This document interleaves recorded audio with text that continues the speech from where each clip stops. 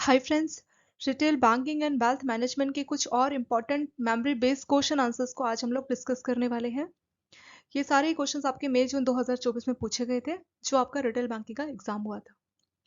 सो ये क्वेश्चन है फ्रेंड्स पहला, विच of the following is true about close system PPI. PPI का फुल फॉर्म होता है प्रीपेड इंस्ट्रूमेंट्स। प्रीपेड इंस्ट्रूमेंट्स की खास बात क्या होती है कि पहले जैसे कोई कार्ड है तो उसको पहले आप लोड करोगे और उसके बाद ही आप इसको इस्तेमाल कर सकते हैं। जैसे आपका मोबाइल का रिचार्ज होता है ना फ्रेंड्स, प्रीपेड रिचार्ज, तो सेम इस टाइप के प्रीपेड इंस्ट्रूमेंट होते हैं। ये आपके फाइनेंशियल इंस्ट्रूमेंट होते हैं, यानी इनकी हेल्प से आप फाइनेंशियल ट्रांजेक्शन कर सकते हैं। बट कंडीशन क्या है?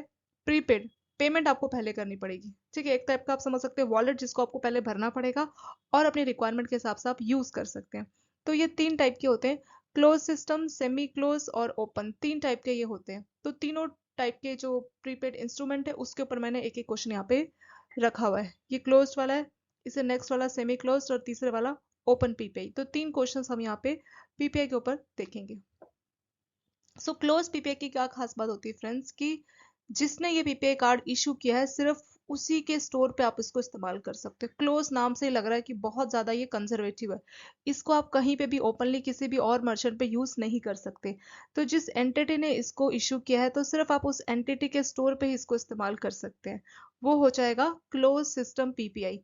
एग्जाम्पल के तौर पे मान लीजिए कोई आपको कार्ड मिला, कोई मेट्रो कार्ड मिला, ठीक है, इसको सिर्फ आप मेट्रो के लिए ही इस्तेमाल कर सकते हो और कहीं पे भी नहीं इस्तेमाल कर सकते। और वो प्रीपेड है, मतलब आपने कार्ड पहले से फिल किया और उसको सिर्फ और सिर्फ आप मेट्रो पर्पज के लिए यूज कर सकते हो। कैश विड्रॉल या किसी और काम के लिए उस कार्ड को आप इस्तेमाल नहीं कर सकते।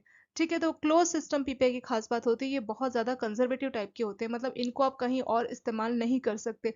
जिस एंटिटी ने यूज किया और बोला कि यहाँ पे आप इसको इस्तेमाल कर सकते हो, सिर्फ उस सिंगल एंटिटी, ये नाम याद रखिए फ्रेंड्स, सिंगल, सिर्फ उस सिंगल एंटिटी के लिए ही आप उसके कार्ड को पीपीआई को इस्तेमाल कर सकते हैं। So they can be used for payment at any merchant store और थर्ड पार्टी। ये बिल्कुल गलत हो जाएगा क्योंकि इतने कंजर्वेटिव होते हैं कि आप किसी भी मर्चेंट पे इसको यूज नहीं कर सकते। सिर्फ इन्होंने जिस मर्चेंट का नाम दिया, जिस सिंगल एंटिटी का नाम दिया, सिर्फ वहीं पे हम इसको यूज कर सकते हैं। They allow cash withdrawal from ATM. जो ये क्लोज वाले होते हैं इतने कंजर्वेटिव है कि इसमें कैश विड्रॉल की सुविधा भी आपको नहीं मिलती है फ्रेंड्स। ठीक है, जो ओपन वाले सिर्फ उसमें मिलती है। They are issued by an entity to facilitate purchase only within that entity ecosystem and with no option of cash withdrawal. ये बिल्कुल सही है कि जिस एंटिटी ने ये क्लोज वाला पीपे आपको इश्यू करके दिया, सिर्फ आप उसी एंटिटी के इकोसिस्टम, मतलब उसी एंटिटी की कुछ ब्रांचेस या उसी का जो एरिया है उसी एंटिटी का ही आप इस्तेमाल कर सकते हो। कुछ परचेस है लेकिन आप किसी और का नहीं इस्तेमाल कर सकते। मान लीजिए टाटा ग्रुप ने अगर आपको दिया तो उस टाटा के ग्रुप की जो इकोसिस्टम में आती है, जो जो एंटिटीज उस इकोसिस्टम में आती है, सिर्फ आप वहीं पे इस्तेमाल कर पाओगे, कहीं और मर्चेंट पे नहीं यूज कर पाएंगे। और एक और बात फ्रेंड्स, कि इसमें आप कैश विड्रॉल नहीं कर सकते। सो तीसरे वाला आपका करेक्ट हो जाएगा। दे can be used for payment across multiple merchant. अलग अलग मल्टीपल मर्चेंट पे यूज कर सकते हैं, ये भी गलत हो जाएगा। सो सिर्फ और सिर्फ थर्ड वाला स्टेटमेंट ही करेक्ट है फ्रेंड्स, तो बी आपका करेक्ट आंसर हो जाएगा। Close system PPI are issued for use within the single entity. तो सिर्फ आप उसी एंटिटी के लिए यूज कर सकते हैं। And do not permit cash withdrawal और थर्ड, तो इसमें कोई थर्ड पार्टी का पेमेंट करना है या कैश विड्रॉल करनी, ऐसी कोई सुविधा आपको नहीं दी जाती। जिस एंटिटी ने आपको ये इशू किया, सिर्फ उस एंटिटी के ही शॉपिंग के लिए सिर्फ आप उसको इस्तेमाल कर सकते हो और किसी के लिए इसको इस्तेमाल नहीं कर सकते। और इसमें आपको कैश की सुविधा भी नहीं मिलती है। सो नेक्स्ट क्वेश्चन है फ्रेंड्स इसी का, semi close PPI. Semi close PPI के फीचर्स बताइए क्या क्या होते हैं। व्हाट इज की features of semi close PPI? They can be used for purchase from a specific group of identify merchant with a contract with issuer. Yes, तो semi close में क्या होता है, क्लोज में तो बहुत ज्यादा कंजर्वेटिव है, सेमी क्लोज में क्या होगा कि कुछ कम कंजर्वेटिव होगा। बिल्कुल ओपन की तरह तो नहीं होगा बट क्लोज की तरह भी नहीं होगा, इनके बीच में ये कहीं एग्जिस्ट करता होगा। यानी जो आपका सेमी क्लोज्ड वाला होता है इसमें कुछ कॉन्ट्रैक्ट होगा। मान लीजिए 4-5 कंपनी के कॉन्ट्रैक्ट है, किसके साथ? उस इश्यूअर के साथ जो आपको ये सेमी क्लोज पीपीआई इशू करके दे रहा है। ठीक है, मान लीजिए कोई बैंक आपको ये पीपीआई इशू करके दे रहा है, तो उस केस में बैंक ने आपको 3-4 कंपनीज के नाम बता दिए कि रिलायंस जियो में आप इसको इस्तेमाल कर सकते हो, टाटा में आप इस्तेमाल कर सकते हो। तो 3-4 कंपनीज के नाम बताए, सिर्फ आप उन्हीं में इस्तेमाल कर सकते हो।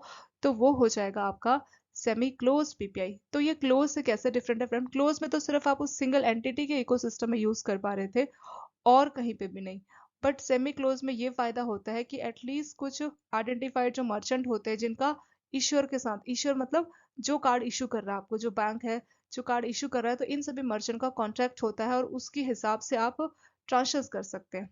दे allow cash withdrawal and ATM, ATM और पीओएस से आप कैश विड्रॉ कर सकते हो, तो ये गलत हो जाएगा फ्रेंड्स, कैश विड्रॉल की सुविधा इसमें नहीं मिलती।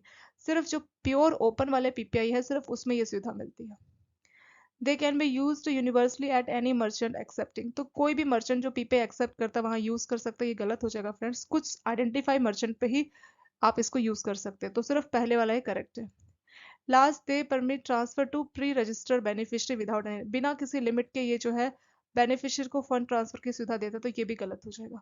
सो सिर्फ और सिर्फ फर्स्ट वाला आपका करेक्ट आंसर हो जाएगा फ्रेंड्स, ए, वन ओनली। सो सेमी क्लोज वाले जो पीपीआई होते हैं उनको आप सिर्फ कुछ स्पेसिफिक मर्चेंट है जहां पे आप इसको इस्तेमाल कर सकते हैं। नेक्स्ट है open system PPI issued by bank allow which of the following features, तो जो ओपन वाले पीपीआई होते हैं वो क्या क्या फीचर्स देते हैं। They can be used at any merchant to purchase, किसी भी मर्चेंट पे आप यूज कर सकते हैं गुड्स या सर्विस खरीदने के लिए, ये बिल्कुल सही है। ओपन वाले में मतलब इसमें काफी सारी सुविधा आपको मिलती है, किसी भी मर्चेंट पे आप जाके इस पीपीआई से शॉपिंग कर सकते हैं, पेमेंट कर सकते हैं।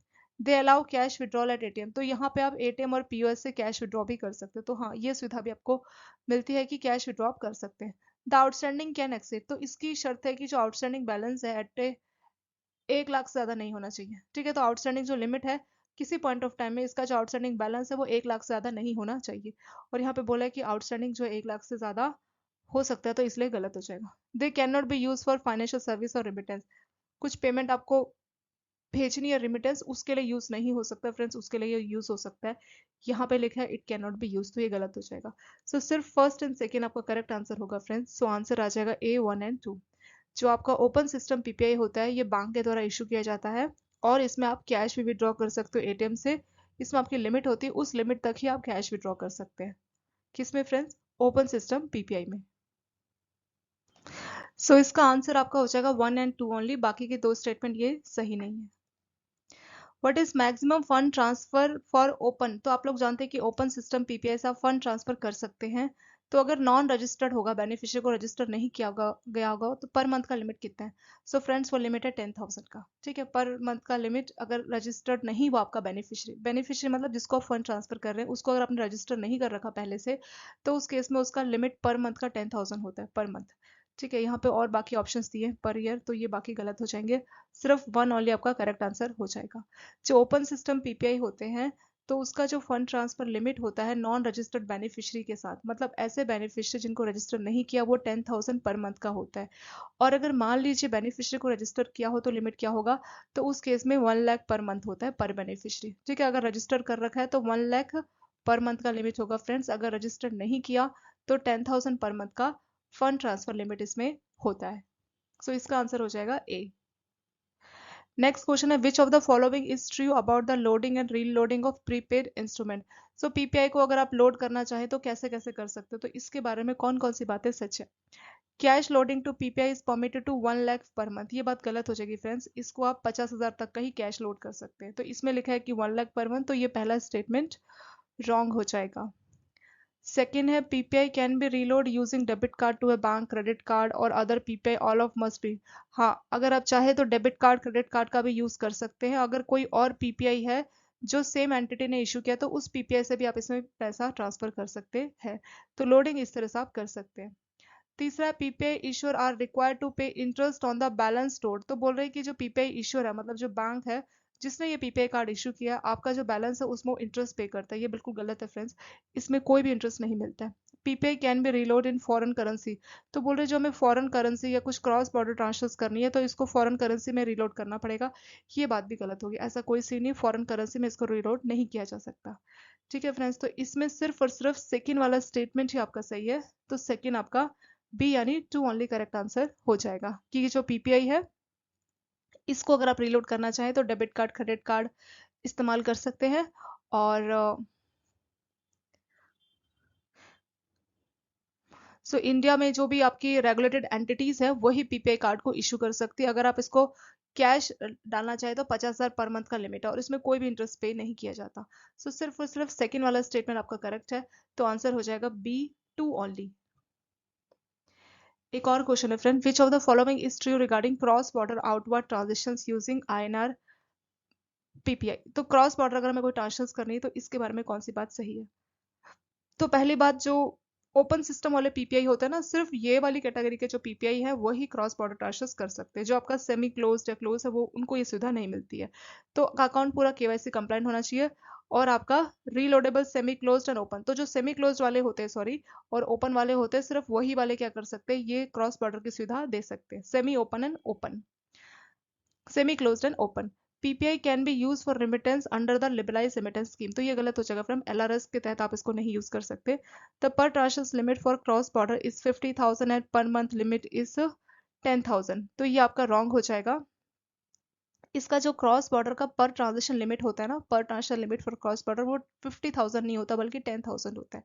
तो इसलिए तीसरा स्टेटमेंट आपका रॉन्ग हो जाएगा। चौथा, PPI issued in card from form for cross border transfer must be EMV और पिन। तो जो आपका कार्ड है जिसके थ्रू आप क्रॉस बॉर्डर ट्रांसफर करा रहे हो, तो वो वाला पीपीआई कार्ड आपका ईएमवी वाला होना चाहिए और पिन कंप्लाइंट होना चाहिए। ये बात भी सही है। तो सिर्फ फर्स्ट एंड फोर्थ वाला स्टेटमेंट सही है फ्रेंड्स। तो ए आपका करेक्ट आंसर हो जाएगा। और ऐसे बैंक जो ऑथराइज वन कैटेगरी के, जो ऑथराइज वन वाले जो लाइसेंस वाले जो बैंक होते हैं ना, ऑथराइज वन कैटेगरी वाले, वही वाले बैंक के द्वारा इशू किया गया जो पीपीआई कार्ड है, भले ही वो ओपन हो या सेमी क्लोज हो, वही वाले जो है उन्हीं के थ्रू हम क्रॉस बॉर्डर ट्रांजेक्शन को कर सकते हैं। सो इसका करेक्ट आंसर हो जाएगा फ्रेंड्स ए ओनली, यानी 1 एंड 4। नेक्स्ट क्वेश्चन है, which of the following best describe portfolio management. तो पोर्टफोलियो मैनेजमेंट क्या होता है, इसके ऊपर भी आपका क्वेश्चन था। तो पोर्टफोलियो मैनेजमेंट का एग्जैक्ट मतलब क्या होता है फ्रेंड्स? पोर्टफोलियो मैनेजमेंट का मतलब, जो भी आपके पोर्टफोलियो, जैसे मान लीजिए आपके पास कुछ पैसा है और उसको आप अलग अलग जगह पे इन्वेस्ट कर रहे हैं, तो उसको मैनेजमेंट किसी पर्सन के द्वारा या किसी ग्रुप ऑफ कंपनीज के द्वारा अगर ऐसा किया जा रहा है तो उसको पोर्टफोलियो मैनेजमेंट बोला जाता है। यानी ये आप, इनका जो मेन काम होता है उसमें होता क्या है, पहले एक्सप्लेनेशन से देखेंगे फिर हम यहाँ पे आके इसको रीड कर लेंगे। पोर्टफोलियो मैनेजमेंट में क्या होता है, selecting and managing a group of investment, जैसे आपका बॉन्ड हो गया, म्यूचुअल फंड हो गया, to meet long term financial goal and risk tolerance of individuals institution under the guidance. तो पोर्टफोलियो मैनेजमेंट में क्या होता है, पोर्टफोलियो मैनेजर्स होते हैं, ठीक है। पोर्टफोलियो मैनेजर्स का काम क्या होता है कि आपके पास मान लीजिए कुछ पैसा है, उसको अलग अलग जगह पे इन्वेस्ट करवाना। वो आपसे पूछते हैं कि आप कितना रिस्क ले सकते हैं और आपको कितना रिटर्न चाहिए। तो ज्यादातर ये लॉन्ग टर्म का प्लान करते हैं कि लॉन्ग टर्म में आपको फायदा होगा, आपको कितना रिस्क चाहिए, कितना रिटर्न चाहिए, उस हिसाब से ये आपका जो पैसा है अलग अलग पोर्टफोलियो में लगाते हैं। मान लीजिए आपके पास 20 लाख है, 50 लाख है, तो 10 lakh mutual fund, 10 lakh bond, 10 lakh share. तो इस तरह से ये आपके पोर्टफोलियो को मैनेज करते हैं आपकी रिक्वायरमेंट के हिसाब से, ठीक है। तो इसमें पहला है the process of selecting and overseas a group of investment to meet short term. तो शॉर्ट टर्म वर्ड गलत है फ्रेंड्स। हमेशा पोर्टफोलियो मैनेजमेंट इस बात पे फोकस करता है कि लॉन्ग टर्म जो है गोल को पूरा किया जाए। तो शॉर्ट टर्म बोला यहाँ पे इसीलिए गलत हो जाएगा। सेकेंड है the art of managing investment such as bond, share, cash, mutual fund to achieve. Yes, तो यहाँ पे क्या होता है कि बॉन्ड, शेयर, कैश या म्यूचुअल फंड, इन सबको मैनेज किया जाता है ताकि लॉन्ग टर्म ऑब्जेक्टिव को पूरा किया जा सके और जो क्लाइंट यानी जो कस्टमर है उसका रिस्क टॉलरेंट भी जो है अलाइन हो सके। मतलब उसके गोल, मतलब उसको कितना प्रॉफिट चाहिए और कितना वो रिस्क ले सकता है, तो इसको अलाइनमेंट के साथ पोर्टफोलियो मैनेजर लेके चलता है। तीसरा है a process focus on earning immediate profit through high risk. बोल रहे कि इसमें इमीडिएट प्रॉफिट मिलता है, तो ये गलत है। ये लॉन्ग टर्म का सोचता है, इमीडिएटली प्रॉफिट का नहीं सोचता। The management of individual saving account to earn interest. तो किसी के सेविंग अकाउंट को मैनेज करना ताकि इंटरेस्ट मिले, ये भी गलत हो जाएगा फ्रेंड्स, ठीक है। सो सिर्फ सेकंड वाला स्टेटमेंट बिल्कुल सही मैच कर रहा है। पोर्टफोलियो मैनेजमेंट में क्या होता है, bond, share, cash, mutual fund, जैसे आपकी रिक्वायरमेंट है, मतलब कितने साल में आपको रिटर्न चाहिए, कितना आप रिस्क ले सकते हैं, उस हिसाब से पोर्टफोलियो मैनेजर आपको आपके पैसे को अलग अलग जगह पे इन्वेस्ट करता है और आपको लॉन्ग टर्म बेनिफिट मिलता है। सो सिर्फ सेकेंड वाला करेक्ट आंसर हो जाएगा फ्रेंड्स, बी इसका करेक्ट आंसर होगा। Next question, which is not A core objective of portfolio management. तो कौन सा ऑब्जेक्टिव पोर्टफोलियो मैनेजमेंट का नहीं होता है? पहला है कैपिटल एप्रिसिएशन। कैपिटल एप्रिसिएशन का मतलब होगा जो कैपिटल, जो पैसा आप लगा रहे हैं वो बढ़े। यस, ये पर्पस होता है, तो ये सही होगा। मैक्सिमम रिटर्न ऑन इन्वेस्टमेंट, तो जो पैसा आपका लगा है उस पर आपको ज्यादा से ज्यादा रिटर्न मिल सके, ये भी पोर्टफोलियो मैनेजर का पर्पस होता है। सो सेकंड भी करेक्ट होगा friends. Ensure flexibility of portfolio. Flexibility of portfolio का मतलब क्या होता है कि आपको फ्लेक्सिबल वे में सोचना है, जहां आपको अच्छा प्रॉफिट मिलेगा वहां आप इन्वेस्ट कर सकते हैं। मतलब दिमाग को इस तरह से रखना है कि फ्लेक्सिबल, मतलब जहां हमें अच्छा प्रॉफिट मिलेगा उस हिसाब से हम खुद को एडजस्ट कर लेंगे, ठीक है। उसी को बोला जाता है फ्लेक्सिबल। किसी पर्सन को फ्लेक्सिबल कब बोलते हैं फ्रेंड्स? जब वो हर स्थिति में किसी भी दोस्तों के बीच में कहीं पे भी एडजस्ट कर लेता है। सेम पोर्टफोलियो को फ्लेक्सिबल तब बोला जाएगा कि मान लीजिए किसी एक कंपनी के शेयर में क्या हो रहा है कि कुछ गिरावट आ रही है, तो जो पोर्टफोलियो मैनेजर आपको बोल रहा है कि एक काम करो, इसके शेयर बेच के दूसरी कंपनी में इन्वेस्ट कर लो, तो इमीडिएटली आप उसके हिसाब से काम कर लोगे। ऐसा नहीं कि हमने यहाँ पे लगाया तो आप उसी की जिद पे लगे हो, ऐसा नहीं होना चाहिए। यहाँ पे प्रॉपर फ्लेक्सिबिलिटी के साथ आपके पोर्टफोलियो को मैनेज किया जाता है, तो यहाँ पे आपके पोर्टफोलियो की फ्लेक्सिबिलिटी बनी रहती है। चौथा है focus solely on short term gain without regard to risk. तो एक तो यहाँ रिस्क बहुत होता है, ठीक है, और हमेशा ये लॉन्ग टर्म के बारे में सोचता है, शॉर्ट टर्म का नहीं होता, तो ये चौथा गलत हो जाएगा। Protecting earning against market risk, तो जो आपको अर्न हो रहा है तो मार्केट रिस्क से उसको प्रोटेक्ट किया जाए, तो ये पोर्टफोलियो मैनेजर का काम होता है। तो सारे ऑब्जेक्टिव है, सिर्फ फोर्थ वाला नहीं है। सो आपका आंसर हो जाएगा फ्रेंड्स बी, 4 ओनली। ठीक है, तो वही चीज ऊपर रीड करके लिखा है कि पोर्टफोलियो मैनेजर का काम होता है कि जो आपने पैसा लगाया वो ग्रोथ करे, ठीक है, ये आपके लॉन्ग टर्म के बारे में सोचता है, ना कि शॉर्ट टर्म के बारे में। तो फोर्थ था शॉर्ट टर्म, ये गलत हो जाएगा, और बाकी सारे करेक्ट हो जाएंगे। सीआरएम पे भी क्वेश्चन था, what is the primary objective of CRM. CRM का फुल फॉर्म होता है फ्रेंड्स कस्टमर रिलेशनशिप मैनेजमेंट। इसका ऑब्जेक्टिव क्या है? To focus on improving internal process, बोल रहे इंटरनल प्रोसेस को इंप्रूव किया जाता है, ये गलत हो जाएगा। सेकेंड है to manage customer interaction across multiple system and enhance customer service by providing a 360 degree view of customer, ये बिल्कुल सही है। इसमें क्या होता है, कस्टमर का 360 डिग्री व्यू देखा जाता है, यानी कस्टमर की सारी इन्फॉर्मेशन को एक ही सेंट्रलाइज प्लेटफॉर्म पे होती है, ताकि हम कस्टमर को अच्छी सर्विस दे सके। ठीक है, तो आप इसके एक्सप्लेनेशन में भी देख सकते हैं फ्रेंड्स, यहाँ पे लिखा हुआ है कि सीआरएम का पर्पस होगा कि to provide the entire organisation, जो ऑर्गेनाइजेशन है उसको कस्टमर का 360 डिग्री व्यू मिलेगा कस्टमर का। ठीक है, तो इससे क्या होगा कि अलग अलग जगह से कस्टमर का डेटा आप एक जगह पे रख सकते हैं, और उस हिसाब से डिसाइड कर सकते हैं कि कस्टमर को कैसे रिटेंशन। अब कस्टमर का डेटा अगर एक जगह रहेगा तो हमें पता लगेगा कि कस्टमर को कहाँ पे दिक्कत आती है, क्या वो प्रोडक्ट मांगता है, उस हिसाब से आप प्रोडक्ट दे सकते हैं, और उससे कस्टमर रिटेंशन बढ़ेगा। रिटेंशन मतलब लॉन्ग टर्म तक कस्टमर आपके पास बने रहेंगे, और सेल्स और ग्रोथ भी आपकी अच्छी होगी। ठीक है, आपका आप जो भी वो किसी और बैंक में जाता तो वहीं पे एफडी या बाकी सुविधा वहां पे लेता, लेकिन अभी आप ही के पास रहेगा तो आपकी सेल्स ग्रोथ अच्छी होगी। तो इसका मेन पर्पस यही होता है कि 360 डिग्री व्यू ऑफ कस्टमर को देखना, 360 डिग्री व्यू कस्टमर का रखना, वो होगा आपका CRM.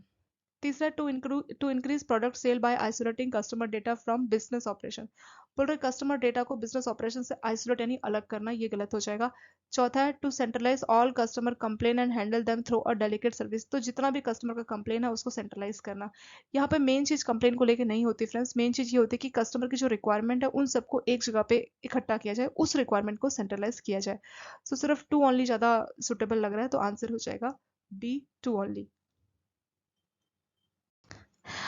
Which of the following is primary role of investment banking, investment banking का प्राइमरी रोल क्या होता है? To provide loan to individual, जो छोटे बिजनेसमैन है या इंडिविजुअल उनको लोन प्रोवाइड करना, ये गलत हो जाएगा friends. To raise capital by underwriting डेब्ट एंड इक्विटी सिक्योरिटीज, यस। तो जो इन्वेस्टमेंट बैंकिंग है, जो इन्वेस्टमेंट बैंकर्स होते हैं, उनका मेन काम यही होता है कि जैसे कोई कंपनी है, कंपनी को क्या करना है, कोई नई कंपनी मान लीजिए, उसको शेयर्स इशू करके पैसा कैपिटल को रेज करनी है, तो जो इन्वेस्टमेंट बैंकर्स होते हैं ये उनकी मदद करते हैं अंडर राइटिंग में मतलब उनको पूरा जो भी डेप्ट है किस तरह से लेना है, क्योंकि जैसे कोई कंपनी को कुछ मार्केट से शेयर इशू करना हो तो प्रॉपर एक प्रपोजल बनता है जिसको हम बोलते हैं प्रोस्पेक्टस। कई बार सेबी इसको रिजेक्ट भी कर देती है, तो ये प्रॉपर इनका जो इन्वेस्टमेंट बैंकर्स होते हैं उनको पूरा मालूम होता है कि किस तरह से प्रोस्पेक्टस ये सारा कुछ कैसे रेडी करना है। तो ये कंपनीज की मदद करते हैं, जो कॉर्पोरेट है उनकी मदद करते हैं, ताकि वो सिक्योरिटीज रेस करके पैसा, मतलब सिक्योरिटीज इशू करके पैसा रेस कर सके। तो मेनली इनका काम होता है डेप्ट या इक्विटी को मतलब डेप्ट और इक्विटी को इश्यू करा के कंपनी के लिए कैपिटल रेज करवाना। ठीक है, तो बी करेक्ट आंसर हो जाएगा, to raise capital by underwriting डेप्ट एंड सिक्योरिटीज, सो इसका आंसर हो जाएगा बी। तीसरा to offer saving and checking account to retail customer, तो ये गलत हो जाएगा। सेविंग बैंक अकाउंट ये सब नहीं इनका काम होता। To manage day to day financial operation, तो जो स्मॉल बिजनेस है उनका डे टू डे ऑपरेशन को देखना, ये भी गलत हो जाएगा फ्रेंड्स। तो इनका जो मेन काम यही है कि जैसे कोई नई नई कंपनी है उसको शेयर इशू करने हैं, ठीक है, तो सेबी के पास प्रोस्पेक्टस जाता है, तो उनको मतलब नहीं मालूम कि किस तरह से प्रोस्पेक्टस रेडी करना है, क्या करना है, तो ये जो पूरे एक्सपर्ट्स होते हैं जो इन्वेस्टमेंट बैंकर्स होते हैं, तो ये क्या करते हैं, कंपनी की मदद कराते हैं कि कैसे पैसा आप कैपिटल शेयर्स इशू करके कैसा जो है पैसा मार्केट से ले सकते हैं, कैसे आप कैपिटल रेज कर सकते हो, तो इनका यही मेन काम होता है। सो फ्रेंड्स बी आपका ये करेक्ट आंसर हो जाएगा।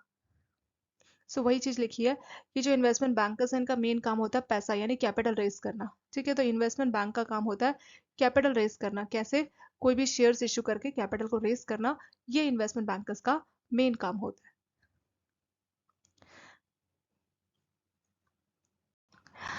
Next question, which of the following is not typically offered by full fledge investment banking. तो जो इन्वेस्टमेंट बैंक होते हैं, जो फुल फ्लेज वाले इन्वेस्टमेंट बैंक होते हैं, इसमें से कौन सी सुविधाएं नहीं देते। Underwriting and capital raising, IPO के थ्रू कैपिटल रेज करवाना, ये इनका काम होता है। सो फर्स्ट वाला करेक्ट रहेगा। मर्जर एंड एक्विजिशन, अगर एडवाइजरी जारी करना है कुछ बैंकों को, अगर मान लीजिए मर्ज करवाना है, कुछ कंपनीज को मर्ज कराना है, तो ये उसमें एडवाइजरी जारी करते हैं, एडवाइस उसके लिए कर सकते हैं। मर्जर एक्विजिशन में जो जो प्रोसीडिंग्स होती है उस समय मदद करा सकते हैं। तो सेकेंड वाला भी करेक्ट हो जाएगा। तीसरा, asset management and investment portfolio management for individual, कोई इंडिविजुअल है उनको अपने असेट को मैनेज कराना है या कोई पोर्टफोलियो मैनेज कराना है, तो इन्वेस्टमेंट बैंक उसमें भी मदद करते हैं। असेट मैनेजमेंट पोर्टफोलियो मैनेजमेंट मतलब उनका कहाँ इन्वेस्टमेंट है, किस तरह से उनको इन्वेस्ट करना चाहिए, इस सब में भी सपोर्ट करते हैं। तो तीसरा भी करेक्ट होगा। चौथा, offering personal saving and checking account, जो रिटेल कस्टमर है उनको पर्सनल सेविंग बैंक ऑफर करना, ये गलत हो जाएगा फ्रेंड्स, ठीक है। सो सिर्फ फोर्थ वाला जो स्टेटमेंट है, फोर्थ ओनली, वो इनकरेक्ट है। बाकी के तीनों काम जो है आपके फुल फ्लैश इन्वेस्टमेंट बैंक्स करते हैं। नेक्स्ट क्वेश्चन है, core product in banking sector, जैसे आपका saving bank, current account, term deposit, retail loan are essential. तो कोर प्रोडक्ट जरूरी क्यों है। Are primary target at high income, core product high income customer को टारगेट करते हैं, गलत हो जाएगा फ्रेंड्स। कोर जो प्रोडक्ट है वो बेसिक प्रोडक्ट होते हैं, जैसे फाउंडेशन होता है ना किसी भी बिजनेस का, बेसिक फाउंडेशन जो है वो कोर प्रोडक्ट में ही होता है। इसलिए ये बिजनेस के लिए बहुत ज्यादा इंडिस्पेंसेबल, इंडिस्पेंसेबल का मतलब होता है एब्सोल्यूट नेसेसरी, जो चीज बहुत जरूरी होती है उसको बोला जाता है। तो कोर प्रोडक्ट जो है बिजनेस के लिए बहुत जरूरी है, और ये आपका फाउंडेशन होते हैं। अब आप मान लीजिए जो आपका मेन प्रोडक्ट कुछ है और उसके अलावा आप कुछ अलग से प्रोडक्ट में डील कर रहे हैं, बट आपका जो मेन बेस है, जो आपका मेन फाउंडेशन है, वो आपके कोर प्रोडक्ट ही होते हैं। जैसे saving bank, current account, term deposit, retail loan, ये सारे आपके कोर प्रोडक्ट के एग्जांपल्स इसमें हो जाएंगे। Have a short product life, ये गलत हो जाएगा फ्रेंड्स, शॉर्ट प्रोडक्ट लाइफ नहीं बोल सकते। Are marked with heavy promotion content to attract, तो हमें बहुत प्रमोशन करना होता है, इसका भी ऐसा कोई सीन नहीं, ज्यादा इसकी प्रमोशन की जरूरत नहीं है। Saving bank, current account basically हर कस्टमर्स को ही मालूम रहता है। सो सबसे बेस्ट इसका आंसर सी हो जाएगा, ये एब्सोल्यूट नेसेसरी होते हैं और आपके बिजनेस का ये फाउंडेशन होते हैं। कौन से आपके core product. Which of the following is true about augmented product, तो ऑगमेंटेड प्रोडक्ट के बारे में कौन सी बात सही है। ऑगमेंटेड का मतलब होता है friends add on, add on मतलब जब कुछ ऐड करके कुछ नया प्रोडक्ट दिया जाता है उसको ऑगमेंटेड प्रोडक्ट बोला जाता है। सो पहले augmented product are created by combining two core product and adding value, yes, तो इसमें कुछ कोर प्रोडक्ट में कुछ नई वैल्यू ऐड ऑन करके आपको दी जाती है, तो वो आपका ऑगमेंटेड प्रोडक्ट हो जाएगा। अ डिकेड एगो फीचर्स, तो पहले क्या होता था कि जो एटीएम कार्ड है उसको ऑगमेंटेड माना जाता था, लेकिन अब वो कोर प्रोडक्ट बन चुके हैं। क्यों। कोर मतलब ये बिल्कुल बेसिक है, जो भी खाता खुलवाएगा उसको एटीएम दिया जाएगा, बट पहले जो है ऐसा नहीं था। पहले जो है वो स्पेशल प्रोडक्ट की तरह ट्रीट किया जाता था, ऑगमेंटेड की तरह ट्रीट किया जाता था आपका एटीएम कार्ड, बट अब ये कोर प्रोडक्ट में आ गए। ये बात भी सही है। Augmented product do not include technological advancement और additional services, तो इसमें ये नहीं आता है, नई नई जो टेक्नोलॉजिकल एडवांसमेंट है वो आपके augmented product में आती है। Do not include बोला तो ये गलत हो जाएगा। The concept of augmented product has remained unchanged, ये कंसेप्ट जो है अनचेंज है, रिसेंट टाइम में जो है ये काफी चेंजेस देखने को मिले, ये अनचेंज है ऐसा कुछ हम नहीं बोल सकते। आज की अगर हम बात करें तो नए नए फीचर्स जो आपको मिलते हैं, जैसे मोबाइल बैंकिंग हो गया, इंटरनेट बैंकिंग, तो ये सारे आपके ऑगमेंटेड प्रोडक्ट के एग्जांपल हो जाएंगे। बेसिक हम डेबिट कार्ड, चेकबुक तो सबको ही देते हैं, जो भी कस्टमर अकाउंट खुलवाता है फ्रेंड्स, तो सबको ये सब चीजें दी जाती है, तो वो बेसिक में आ जाएगा। ऑगमेंटेड मतलब कुछ एक्स्ट्रा। इंटरनेट बैंकिंग हम सबको नहीं देते, कस्टमर से पूछ के फिर हम उसको इंटरनेट की या मोबाइल बैंकिंग या ऐप, ये सारी सुविधाएं उनको पूछ के देते हैं। तो ऑगमेंटेड मतलब कुछ बेसिक प्रोडक्ट में कुछ ऐड ऑन करके आप दे रहे हैं, उसको ऑगमेंटेड प्रोडक्ट बोला जाता है। सो कोर और ऑगमेंटेड प्रोडक्ट के ऊपर भी क्वेश्चन पूछा गया था। नेक्स्ट क्वेश्चन है, which of the following is not a major function of consumer education and protection department. So short में इसको सीईपीडी डिपार्टमेंट बोला जाता है फ्रेंड्स, तो इसमें से कौन सा फंक्शन नहीं है इस सीईपीडी डिपार्टमेंट का। पहला, administrating the banking ombudsman scheme, तो बैंकिंग ओम्बड्समैन स्कीम को ये एडमिनिस्टर करता है, ये बात सही है फ्रेंड्स। बैंकिंग ओम्बड्समैन के ऊपर भी मैंने क्वेश्चन रखा है, अभी नेक्स्ट क्वेश्चन वही देखेंगे। Acting as a nodal department for the banking, BCSBI के नोडल डिपार्टमेंट के तौर पे काम करता है, ये बात भी सही है। जो चीजें, जो रिस्पॉन्सिबिलिटी पहले बीसीएसबीआई में दी गई थी, वो सारी जो है सीईपीटी को ट्रांसफर कर दी गई है। Setting interest rate for bank product, ये गलत हो जाएगा फ्रेंड्स, ये कोई इंटरेस्ट रेट जो है सेट नहीं करता। Integrating the existing ombudsman scheme into unified scheme, तो इंटीग्रेट करवा के जो है, पहले क्या था, अलग अलग यूनिफाइड, अलग अलग ओम्बड्समैन स्कीम हुआ करता था, 2008 का एक अलग था, फिर 2021 का, 2018 का, तो सबको इंटीग्रेट करके यूनिफाइड स्कीम में जो है कन्वर्ट किया गया, तो ये काम भी सीईपीटी के द्वारा किया गया था। तो इसमें से सारी बातें सही है, सिर्फ थर्ड यानी सी ओनली जो है आपका इनकरेक्ट हो जाएगा।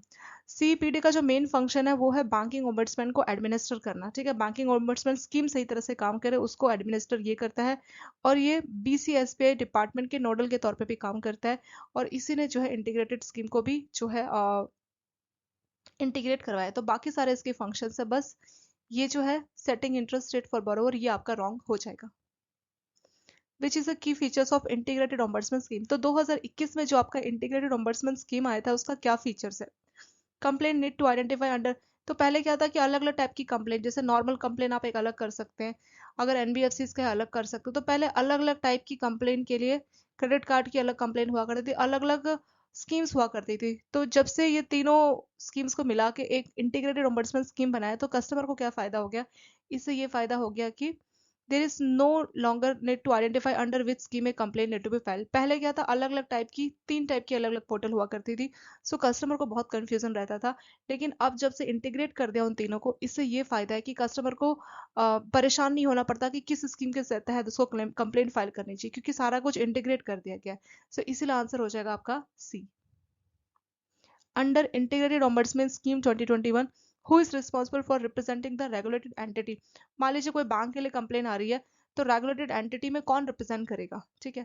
सो नोडल ऑफिसर होता है फ्रेंड्स, जो कि जीएम रैंक से कम नहीं होना चाहिए। तो बैंक की तरफ से जीएम रैंक या इसके इक्विवेलेंट के बराबर नोडल ऑफिसर्स होता है, वही बैंक को रिप्रेजेंट करता है। तो बैंक की जो बात है इंटीग्रेटेड ओम्बड्समैन के पास जाती है तो उसको रिप्रेजेंट किया जाता है नोडल ऑफिसर्स के द्वारा।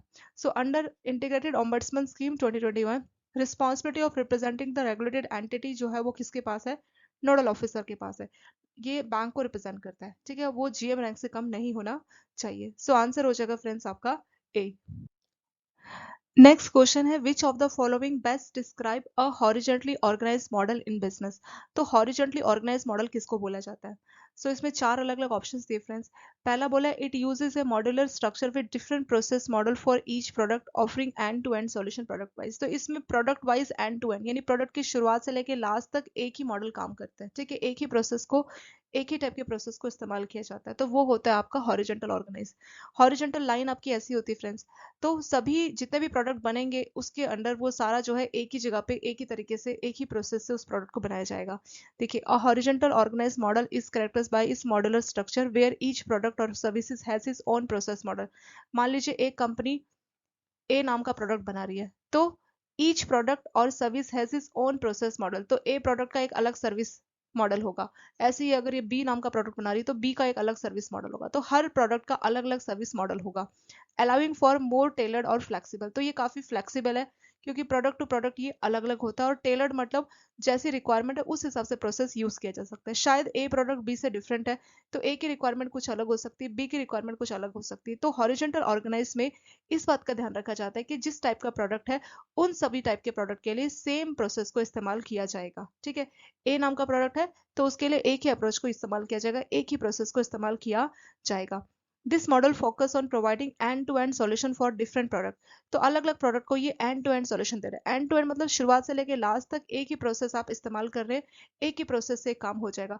इसको आप ऐसे समझ सकते हैं, मान लीजिए अगर आप कहीं जा रहे हैं तो सारा काम आपका एक ही जगह पे हो जा रहा है, क्योंकि सारी रिक्वायरमेंट आपकी एक ही प्रोसेस के तहत पूरी हो जा रही है, तो वो हो जाएगा हॉरिजॉन्टल। हॉरिजॉन्टल को अगर आप एक सीधी लाइन खींचे तो यहाँ पे शुरू से लेके एंड तक, ए मान लीजिए स्टार्टिंग पॉइंट है, बी मान लीजिए एंड पॉइंट है, और आपका कोई प्रोडक्ट है मान लीजिए, तो स्टार्टिंग से लास्ट तक एक ही प्रोसेस को इस्तेमाल किया जाता है इस मॉडल में, ठीक है। तो प्रोडक्ट के कोई दूसरा प्रोडक्ट ये बनाएगी तो उसका मॉडल अलग होगा, तो सभी उसका प्रोसेस मॉडल अलग होगा। तो स्टार्टिंग से लेके एंड तक जो प्रोडक्ट बनता है वहां पे एक ही मॉडल इस्तेमाल किया जाता है, वो है आपका हॉरिजॉन्टल ऑर्गेनाइज। और प्रोडक्ट टू प्रोडक्ट ये वेरी करेगा, एक टाइप के प्रोडक्ट के लिए एक ही मॉडल या एक ही प्रोसेस को यूज में लाया जाता है। सेंट्रलाइज अप्रोच बोला तो ये गलत हो जाएगा, और बाकी ऑप्शंस मैच नहीं करते, सिर्फ जो पहला ऑप्शन है वो इसके लिए करेक्ट इसमें होगा। अब सेकंड क्वेश्चन है which of the following best describe vertical. तो वर्टिकल मॉडल, वर्टिकल लाइन क्या होती है, ऐसी लाइन होती है, ठीक है। तो कई सारे प्रोडक्ट का एक ही प्रोसेस को यूज किया जाएगा इसमें, और यहाँ पे जो मेन चीज है सेंट्रलाइज्ड होगा, सेंट्रलाइज्ड डेटाबेस होगा, क्योंकि आपके पास मान लीजिए 10 टाइप के प्रोडक्ट है, ए बी सी डी, सभी 10 टाइप के प्रोडक्ट के लिए आप एक ही सेंट्रलाइज्ड मॉडल को इस्तेमाल करेंगे, वो होगा आपका वर्टिकल ऑर्गेनाइज मॉडल। ठीक है, तो इसमें बोला है कि it focus on dividing the organisation into independent product line with each own process. यहाँ पे बोला है कि सबको अलग अलग प्रोडक्ट लाइन में डिवाइड किया गया और सबका अपना प्रोसेस है। ये है आपके हॉरिजॉन्टल की, जहाँ पे अलग अलग प्रोडक्ट का अलग अलग प्रोसेस मॉडल होता था, लेकिन यहाँ पे ऐसा नहीं होता, यहाँ पे सेंट्रलाइज जो है काम करता है। तो पहला ऑप्शन गलत हो जाएगा फ्रेंड्स। सेकेंड है it provide functionality across product with a customer data base orientation under a centralise customer database across product. यहाँ पे जितने भी प्रोडक्ट हैं सबका जो डेटाबेस है सेंट्रलाइज्ड है, सारी इन्फॉर्मेशन को एक ही जगह पे स्टोर किया जाएगा। ठीक है, जितने भी टाइप के प्रोडक्ट है उसका डेटाबेस सेंट्रलाइज्ड है। आप 10 टाइप के प्रोडक्ट बना रहे हैं, उन सबके प्रोसेस को एक ही सेंट्रलाइज्ड डेटाबेस से कनेक्ट किया जाएगा। तो यानी एक ही कंप्यूटर में 10 टाइप के प्रोडक्ट का प्रोसेस का सारा डेटा आपको मिल जाएगा। बट हॉरिजॉन्टल वाले में ऐसा नहीं था, हॉरिजॉन्टल में 10 अलग अलग कंप्यूटर में 10 अलग अलग प्रोडक्ट का डेटा मिलेगा।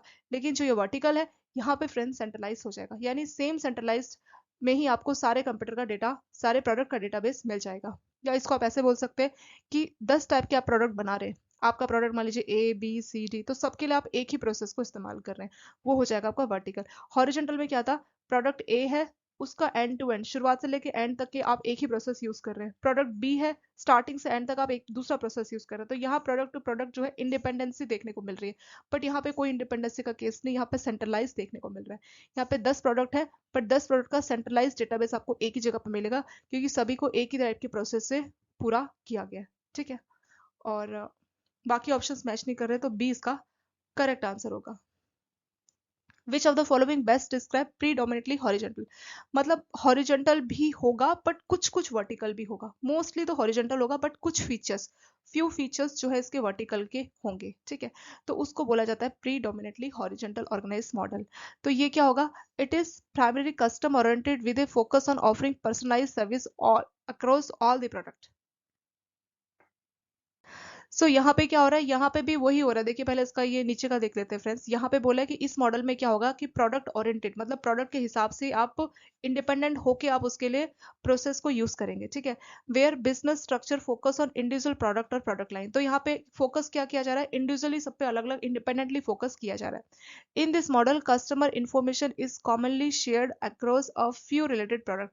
यहाँ पे जो कस्टमर की इन्फॉर्मेशन है वो कुछ लेवल तक इंटीग्रेट किया जा रहा है, यानी यहाँ पे जो आपके कस्टमर की इन्फॉर्मेशन है कुछ हद तक आप शेयर कर रहे हैं, लेकिन ये पूरा सेंट्रलाइज नहीं है, but it is not as centralise as vertical. तो इसको आप पूरा वर्टिकल नहीं बोल सकते, बट वर्टिकल के कुछ फीचर्स, यानी कुछ आपके कस्टमर्स का जो डेटा है वो सेंट्रलाइज शेयर किया जाएगा, बट वो सारा नहीं होगा। कुछ प्रोडक्ट का डेटा ही, कुछ टाइप के प्रोडक्ट का डेटा ही आपका शेयर किया जाएगा, सभी का नहीं किया जाएगा। ठीक है, तो वो हो जाएगा आपका predominantly horizontal organise model. Last ऐसी आपका प्रीडोमिनेटली वर्टिकली ऑर्गेनाइज मॉडल हो जाएगा। तो इसकी कैरेक्टरिस्टिक्स क्या होती है, customer information is available only a few specific product. ये रॉन्ग हो जाएगा फ्रेंड्स। वर्टिकल ऑर्गेनाइज का मतलब होता है मोस्टली होगा तो ये वर्टिकली, बट 100% वर्टिकली नहीं होगा, यानी कुछ इसमें हॉरिजॉन्टल वाले भी फीचर्स होंगे, होगा ये वर्टिकली बट कुछ फीचर्स इसमें हॉरिजॉन्टल वाले के भी होंगे। सेकंड बोला है कि customer information is highly decentralize. पूरा जो है डिसेंट्रलाइज के, ये गलत हो जाएगा friends. Customer information is available for most of product centralize across. तो ज्यादातर, हम ये नहीं बोलेंगे कि 100%, पर ज्यादातर कस्टमर का जो इन्फॉर्मेशन है उसको सेंट्रलाइज कर दिया जाएगा। ये वर्टिकल जितना तो नहीं होगा, वर्टिकल से थोड़ा कम।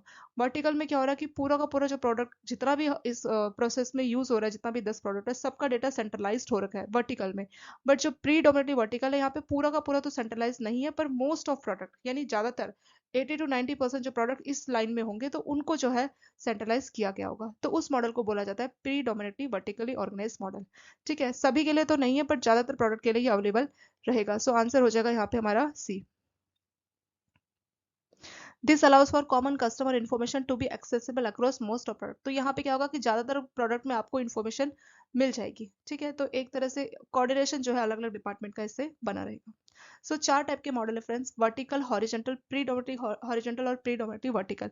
हॉरिजॉन्टल में क्या होगा कि सेम टाइप के प्रोडक्ट का स्टार्टिंग से लेके एंड तक एक ही प्रोसेस मॉडल यूज होगा और सबके सब इंडिपेंडेंट होकर काम करेंगे। ठीक है, यानी ये जो आपकी मान लीजिए अलग अलग बिजनेस लाइन है, बिजनेस लाइन मतलब अलग अलग चीजों में आप डील कर रहे हैं, अलग अलग प्रोडक्ट आप बना रहे हैं। सो प्रोडक्ट ए जो आप बना रहे हैं उसका प्रोसेस इंडिपेंडेंट होगा, वो डेटा भी बिल्कुल अलग होगा।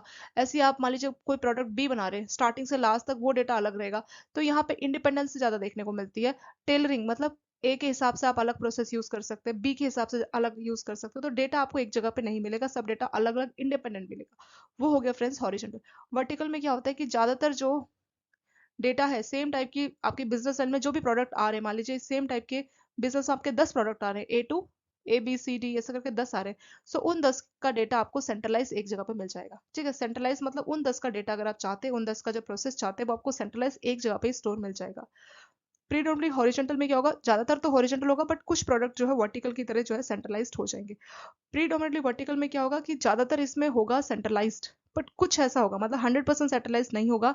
वर्टिकल में 100% सेंट्रलाइज होता है, इसमें आप एज्यूम कर सकते हैं कि 80% तक, कि ज्यादातर तो सेंट्रलाइज्ड होगा, सबके लिए नहीं होगा। मोस्ट ऑफ प्रोडक्ट के लिए आपको डेटा मिल जाएगा सेंट्रलाइज, बट सबके लिए नहीं मिलेगा। ठीक है, वही इसमें लिखा है कि जो इन्फॉर्मेशन अवेलेबल होती है कस्टमर की, मोस्ट के लिए मिल जाएगी सेंट्रलाइज अक्रॉस डिपार्टमेंट। अलग अलग जो डिपार्टमेंट है उनका आपको मोस्ट प्रोडक्ट का डेटा यहाँ पे मिल जाएगा, बट सबका नहीं मिलेगा। 100% हम ये नहीं बोल सकते कि सारे डेटा एक जगह मिल जाएगा, पर ज्यादातर का यहाँ पे आपको एक जगह पे डेटा मिल जाएगा, मोस्ट ऑफ द प्रोडक्ट का डेटा एक जगह पे मिल जाएगा।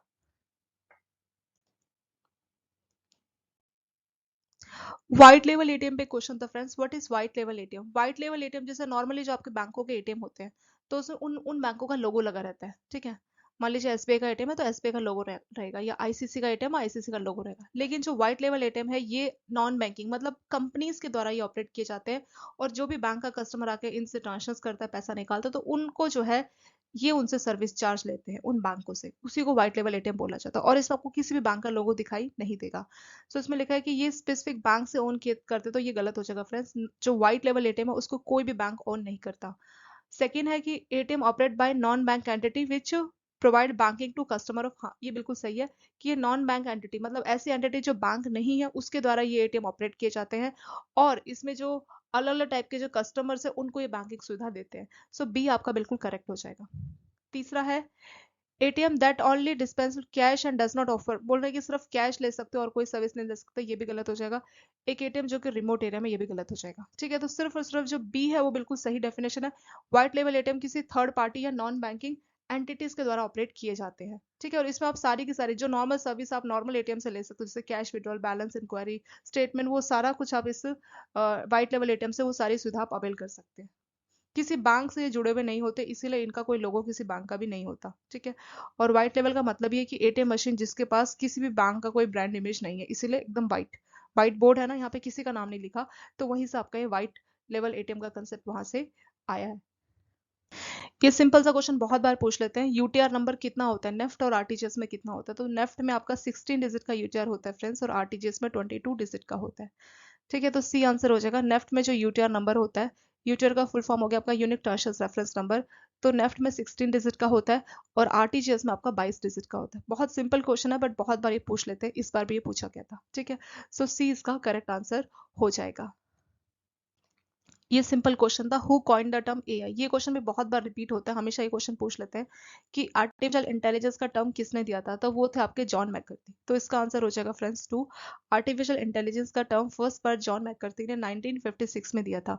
इसी को जो है आर्टिफिशियल इंटेलिजेंस का फादर बोला जाता है। ठीक है, तो आर्टिफिशियल इंटेलिजेंस का मतलब क्या होगा? मतलब मशीन को इस तरह से प्रोग्राम करना कि वो ह्यूमन की तरह बिहेव करे, जैसे ह्यूमन का जो थिंकिंग प्रोसेस है उस तरह से अगर मशीन प्रोसेस करने लगे, उसी को आर्टिफिशियल इंटेलिजेंस बोला जाता है। तो जॉन मैकर्थी को जो है आर्टिफिशियल इंटेलिजेंस का फादर बोलते हैं, या ये टर्म भी जो है आर्टिफिशियल इंटेलिजेंस जॉन मैकर्थी ने ही फर्स्ट टाइम दिया था। एक क्वेश्चन है, which of the following is true about NACH यानी नेशनल ऑटोमेटेड क्लियरिंग हाउस? तो एनपीसीआई ने जो है एनएसीएच को शुरू किया। एनएसीएच पे भी आपका एक क्वेश्चन था फ्रेंड। तो एनपीसीआई यानी national payment corporation of India ने एनएसीएच को शुरू किया। तो एनएसीएच के फंक्शन आपको बताने, इसके बारे में कौन सी बात सही है? पहला, NACH replace ECS to facilitate high volume interbank electronic transfers of repeated. तो यहाँ पे क्या हो रहा है कि एक बैंक से दूसरा बैंक ऐसे ट्रांसफर जो बहुत रिपीटेटिव नेचर में है। ठीक है, ऐसे बैंक जो कि बहुत रिपीटेटिव नेचर्स में है, जैसे कि बैंकों को मान लीजिए कोई सैलरी पेमेंट करवानी है, ठीक है, या फिर पेंशन डिस्बर्समेंट करानी है, तो इस टाइप के रिपीटेटिव फंक्शंस के लिए एनएसीएच ने जो है ईसीएस को रिप्लेस किया है। ठीक है, तो ये बिल्कुल सही है, तो पहला करेक्ट हो जाएगा। एनएसएच में सेकंड बोला है कि रियल टाइम पेमेंट होती है, रियल टाइम पेमेंट नहीं होती फ्रेंड्स, इमीडिएटली नहीं होती, थोड़ा इसमें टाइम लगता है। फिजिकल बैंक ब्रांच को उसने रिप्लेस किया, ये गलत हो जाएगा। ये सिर्फ गवर्नमेंट ट्रांसफर्स के लिए, प्राइवेट बैंक या बाकियों के लिए नहीं, ये भी गलत हो जाएगा। ठीक है, तो एनएससीएच जो है ईसीएस से ज्यादा फास्ट मैकेनिज्म, और जितनी भी जैसे गवर्नमेंट को कुछ सब्सिडी देनी है, कुछ सैलरी डिस्बर्समेंट करवाना है या पेंशन डिस्बर्स करानी, तो उसके लिए जो NSCH यानी नेशनल ऑटोमेटिक क्लियरिंग हाउस, उसी को इस्तेमाल किया जाता है। खास करके ऐसे पेमेंट जो रिपीटेटिव नेचर की है, जो जिसकी फ्रिक्वेंसी ज़्यादा है, जैसे हर महीने पेंशन देनी, हर महीने सैलरी, हर महीने कोई गवर्नमेंट को सब्सिडी देनी, तो इस टाइप की रिपीटेटिव पेमेंट्स के लिए NSCH को इस्तेमाल में लाया जाता है और इसको मैनेज करने का काम NPCI करती है, national payment corporation of India, जो कि RBI का सब्सिडी होती है। ऐसी NSCH पे क्वेश्चन और reference, which is true about NSCH Aadhaar payment bridge. NSCH का एक आधार पेमेंट ब्रिज है, वो क्या काम करता है? सो आधार पेमेंट ब्रिज सिस्टम जो है वो लिंक करता है गवर्नमेंट डिपार्टमेंट को स्पॉन्सर बैंक के साथ, ठीक है, ताकि बेनिफिशियरी का जो पेमेंट है वो सीधे ही चला जाए। ये जो आपका आधार पेमेंट ब्रिज है, इसमें क्या होता है कि गवर्नमेंट बैंक के साथ, ये जो है गवर्नमेंट डिपार्टमेंट को बैंक के साथ लिंक किया जाता है, ताकि गवर्नमेंट डिपार्टमेंट से पेंशन सीधे ही जो है बेनिफिशियरी के अकाउंट में ट्रांसफर कर दी जाए। सो ए इसका करेक्ट आंसर हो जाएगा कि जो आधार पेमेंट ब्रिज है, इससे क्या है, गवर्नमेंट की सब्सिडी सीधे ही जो है कस्टमर के अकाउंट में ट्रांसफर कर ली जाती है। तो वो है आपका NSCH Aadhaar payment bridge. So इसका आंसर ए हो जाएगा, A is correct answer. Next question है, what is the purpose of mandate management system. MMS का क्या रोल होता है in the context of NACH, यानी नेशनल ऑटोमेटेड क्लियरिंग हाउस में MMS का क्या रोल होता है? मैंडेट मैनेजमेंट सिस्टम, ये वन टाइम पेमेंट कराता है गवर्नमेंट सब्सिडी के लिए, ये रॉन्ग हो जाएगा friends. To generate and store unique mandate reference number, UMR number, RN number होता है, ये होता है यूनिक मैंडेट रेफरेंस नंबर, मतलब अलग अलग मैंडेट दिए गए, मान लीजिए कस्टमर A का एक अलग नंबर होगा, कस्टमर B का, तो सभी जितनी भी ट्रांसफर की जाती है NSCH में क्या होता है, रिपीटेटिव, मान लीजिए हर मंथ इस तरह से ट्रांसफर करना है, तो कुछ ना कुछ तो रेफरेंस नंबर होना चाहिए ना, तो उस रेफरेंस नंबर को बोला जाता है friends UMRN number, unique mandate reference number for tracking recurring NSCH transfers. तो इसका यही काम होता है कि जो UMR नंबर है उसको जनरेट करना और स्टोर करना। UMR नंबर कब जनरेट होता है? जब हम एक यूनिक ट्रांसफर डालते हैं, जैसे मान लीजिए इसको समझ सकते हैं, UMRN नंबर में कस्टमर का डिटेल होगा कि ये अकाउंट है, इतना अमाउंट है, तो वो UMRN नंबर के पास वो डेटा रहता है, ठीक है, और को स्टोर करना, जनरेट करना, ये MMS का काम होता है। यानी MMS जो है NSCH की जो रिपीटेटिव पेमेंट है उसके लिए UMRN नंबर को जनरेट करना, स्टोर करने का काम करता है, ठीक है। सो ये 20 का करेक्ट आंसर हो जाएगा कि MMS का एक इंपॉर्टेंट पार्ट है आपका NSCH सिस्टम, और UMR नंबर जनरेट करवाता है, जिससे क्या है, कोई भी ट्रैक करवाना है, कोई ऐसी पेमेंट जो कि रिकरिंग नेचर की है, उसको ट्रैक कराना, वैलिडेशन चेक करना कि ये वैलिड पेमेंट है या नहीं है, वो सारा काम MMS ही देखता है। नेक्स्ट क्वेश्चन है, which of the following is correct about the type of mandate. तो जो MMS है आपका मैंडेट मैनेजमेंट सिस्टम, वो कौन कौन से टाइप के मैंडेट देखता है? क्या ये सिर्फ डेबिट मैंडेट देखता है या फिर डेबिट क्रेडिट दोनों ही मैंडेट देखता है? तो आंसर फ्रेंड बी हो जाएगा, डेबिट मैंडेट और क्रेडिट। डेबिट मतलब किसी अकाउंट को डेबिट कराना है, क्रेडिट मैंडेट मतलब किसी अकाउंट को क्रेडिट कराना है, ठीक है, तो दोनों ही मैंडेट्स को ये देखता है, तो आंसर बी हो जाएगा। बोला है सिर्फ ये ई मैंडेट को प्रोसेस करता है, ये भी रॉन्ग हो जाएगा, और ये सिर्फ वन टाइम ही मैंडेट को प्रोसेस करता है, तो ये भी गलत हो जाएगा। स्पेशली जो है रिकरिंग पेमेंट ही तो NSCH का मेन पर्पस है ना, तो यहाँ लास्ट में बोला है कि रिकरिंग पेमेंट को नहीं बल्कि वन टाइम पेमेंट को सपोर्ट करता है, तो ये गलत हो जाएगा। रिकरिंग पेमेंट के लिए UMR नंबर है, उसी को मैनेज करना, स्टोर करना MMS का काम रहता है, तो ये रिकरिंग पेमेंट के लिए बहुत सपोर्टिव होता है। तो सिर्फ बी ऑप्शन ज्यादा करेक्ट लग रहा है, क्योंकि इसमें क्या होता है, डेबिट या क्रेडिट जो मैंडेट है वो सारे ही टाइप के मैंडेट को ये प्रोसेस करता है, और दोनों ही टाइप के मैंडेट, चाहे वो फिजिकल मैंडेट हो या ई मैंडेट हो, ठीक है, दोनों ही मैंडेट को ये सपोर्ट करता है, तो काफी ज्यादा वर्सेटिलिटी से काम करता है। What is the maximum limit for e mandate. तो जो ई मैंडेट प्रोसेस होता है MMS से, उसका लिमिट कितना है? तो उसका लिमिट है फ्रेंड्स 1 लाख, 1 लाख तक का ई मैंडेट को ये प्रोसेस कर सकता है। नेक्स्ट क्वेश्चन है, which of the following is true regarding 15G and 15H submissions to the bank for purpose of tax exemption. तो जब आपको इंटरेस्ट के थ्रू इनकम जो हो रही है, जैसे मान लीजिए FD आपने कराई है, उसमें जो आपको इंटरेस्ट मिल रहा है, तो कुछ लिमिट के बाद आपका TDS कटने लगता है। तो अगर आप चाहते हैं कि आपका TDS ना कटे, डेबिट ना हो, तो आपको 15G और 15H का फॉर्म सबमिट करना होता है। तो वो किसके लिए होता है फ्रेंड्स? 15H का जो फॉर्म होता है इस फॉर सीनियर सिटीजन, मतलब जिनका एज 60 या 60 से ज्यादा है, तो उनके लिए होता है 15H का फॉर्म। ये फॉर्म इस बात को इंश्योर करता है कि टैक्स डेबिट नहीं करना, क्योंकि जो टोटल इनकम है वो टैक्सेबल लिमिट से नीचे है, जो टैक्सेबल इनकम है उससे नीचे है इनकम, तो टैक्स यानी TDS डेबिट मत कीजिए, इस पर्पस के लिए 15H होता है। तो जनरली क्वेश्चन एज को लेके आता है 60 एंड अबव। और 15G का फॉर्म किसके लिए होता है फ्रेंड्स? 15G का फॉर्म होता है जिनका एज 60 से कम है और जिनकी इनकम टैक्सेबल इनकम से कम है, तो वो अपना टैक्स ना कटे, इसके लिए जो है 15G का फॉर्म देते हैं। तो दो है, 15G 15H। अगर एज 60 से कम है तो 15G, एबव एंड 60 है तो 15H। So first and second दोनों ही स्टेटमेंट सही है, तो आंसर हो जाएगा A 1 and 2। एक्सप्लेनेशन में वही दिया गया फ्रेंड्स। 15H का फॉर्म 60 या अबव के एज के लिए होता है और 15G का फॉर्म बिलो 60। 60 से कम एज है तो 15G, 15H अबव एंड 60, 60 या उससे ज़्यादा है तो 15H का फॉर्म होता है। ठीक है, दोनों के दोनों फॉर्म जो है सबमिट किए जाते हैं at the beginning of financial year to avoid, ताकि बाद में जो है टीडीएस डेबिट ना हो। तो स्टार्टिंग होती है ना जैसे फाइनेंशियल ईयर की, वैसे जैसे 1 अप्रैल इस टाइम पे ये फॉर्म दिए जाते हैं कस्टमर के द्वारा बैंक को। Next question, which of the following is true regarding two in one account. Two in one account के फीचर्स क्या होते हैं? तो टू इन वन के जो मेन फीचर्स है, पहला फीचर ये है कि इसमें सेविंग बैंक या एफडी दोनों को मर्ज किया जाता है, दोनों को कंबाइन करके ये प्रोडक्ट बनाया गया टू इन वन। ठीक है, so it is combination of saving या current account and fix deposit. ये बात बिल्कुल सही है। इसमें जो आपको बेनिफिट मिलते हैं टू इन वन, मतलब एफडी के भी रेट मिलेंगे और सेविंग बैंक के भी बेनिफिट मिलेंगे। तो ये फायदा होता है फ्रेंड्स टू इन वन का।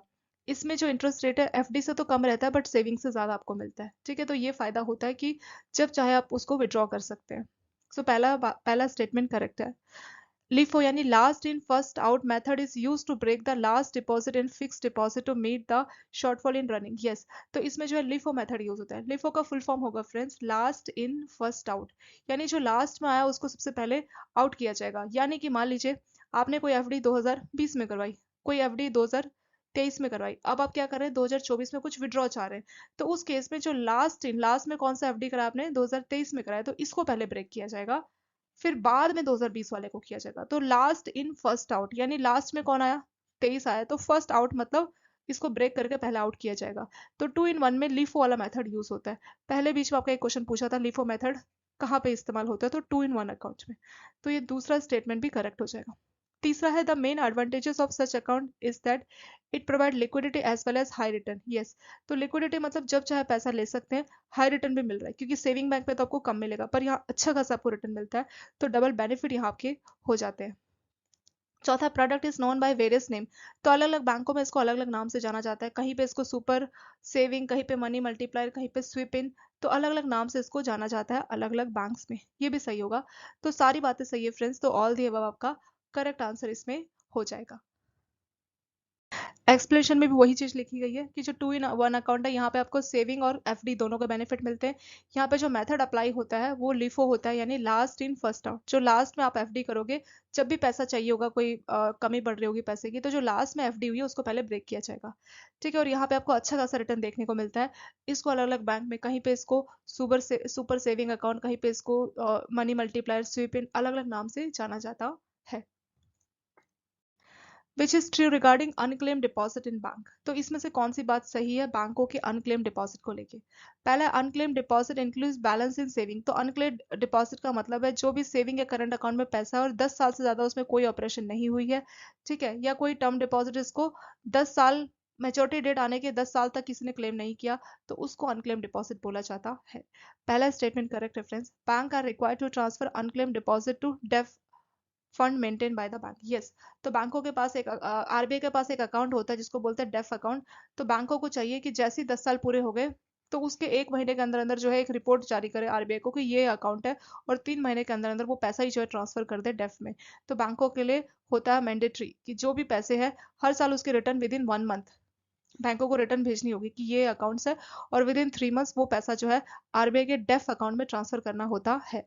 डेफ का फुल फॉर्म है friends depositor education and awareness fund, depositor education and awareness fund, और ये जो अकाउंट है डेफ आरबीआई के पास मेंटेन किया जाता है। सो सेकंड वाला स्टेटमेंट भी करेक्ट होगा। तीसरा, the nominee legal here of disease depositor can still claim the unclaimed deposit interest from the bank. Yes, मान लीजिए डेफ में चला गया और बाद में उसके नॉमिनी आ रहे 5, 6 या 10 साल बाद, तो क्या उनको मिल सकता है? यस, डेफ से बैंक एक एप्लीकेशन लिख के पैसा वापस भी रिवर्स भी करवा सकता है। ठीक है, तो चाहे कस्टमर का डिजीज या कोई लीगल हियर नॉमिनी बाद में आते हैं तो पैसा डेफ से वापस भी ट्रांसफर किया जा सकता है। बैंकों को कस्टमर की एप्लीकेशन आरबीआई को देनी होती है, फिर वहां से वो पैसा वापस भी हो जाता है। चौथा, bank are required to maintain a list of unclaim deposit on their website to help and identify. Yes, तो बैंकों को क्या चाहिए कि जो बैंकों की वेबसाइट है, कौन कौन से डेफ अकाउंट है, वो डिटेल्स बैंकों को अपनी वेबसाइट पे लिखनी चाहिए, ताकि कोई कस्टमर है उसको आसानी हो आइडेंटिफाई करने के लिए कि हाँ हमारा जो ये है, ये हमारा रिश्तेदार है, या हमारा ये जो डिपॉजिट है ये अनक्लेम रह गया इतने सालों तक। तो ये भी सच हो जाएगा। सो सारी बातें सच है, तो आंसर हो जाएगा फ्रेंड्स यहाँ पे D, all the above. So explanation में भी वही सब चीज़ें लिखी है कि जो डेफ अकाउंट उसको बोलते हैं जहाँ पे 10 साल से कोई भी ऑपरेशन नहीं हुआ है, ठीक है। और बैंकों को वो पैसा डेफ अकाउंट में ट्रांसफर करना होता है। कोई लीगल हेयर आएगा तो वापस पैसा डेफ से बैंक को वापस ट्रांसफर भी कर लिया जाता है। और बैंक जो भी डेफ अकाउंट है अनक्लेम डिपॉजिट उसकी लिस्ट अपनी पब्लिश करता है वेबसाइट में, ताकि आसानी हो, उस तरीके का कोई क्लेम को आइडेंटिफाई करने में आसानी हो। एक क्वेश्चन है, as per RBI guidelines what is the time limit for settlement of claim. जो डिसीज सेटलमेंट होती है ना, तो कितने टाइम के अंदर अंदर वो हो जाना चाहिए, उसका टाइम लिमिट आरबीआई ने कितना बताया। सो फ्रेंड्स वो आंसर होता है 15 डेज, यानी जो भी डिसीज सेटलमेंट है, सो 15 दिन के अंदर अंदर बैंकों को वो सेटल करके पेमेंट करना होता है। सो आंसर हो जाएगा टू ओनली बी, यानी 15 डेज। सो एक्सप्लेनेशन में भी नीचे लिखा गया कि कोई भी अगर क्लेम सेटलमेंट है, डिसीज सेटलमेंट, सो उसका टाइम जो है 15 डेज का होता है, ठीक है। तो 15 डेज के अंदर अंदर जो है क्लेम सेटल करके देना होता है बैंकों को अपने कस्टमर्स को।